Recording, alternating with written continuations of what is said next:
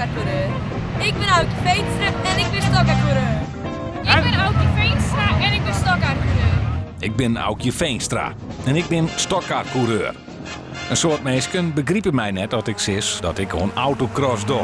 Maar deze sport is juist alles voor mij. Ja, ik wil echt winnen. Ik ben soms een beetje te fel.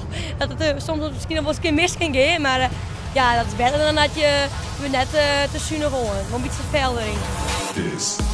Aukje docht naar haar broerke Wie bij mij in de F2 junior klasse. Daarin is de winnaar net diegene die als eerste over de finish gaat, maar diezelfde mij de vluste rondetiert. Het stokkaarracen zit de familie Veenstra in het bloed. Ja, ik ben vrouw Liet zo mooi in. Van hier is het traaien of jou, wie ik altijd mooi. Ja.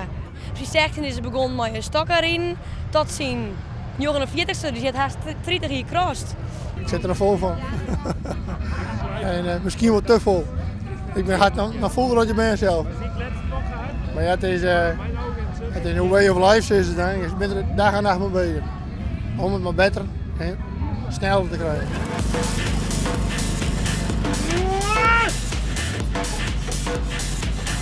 Het is een blote mechanische sport. Er kan wat gebeuren, maar Het zegt altijd mooi. het zegt wel mooi.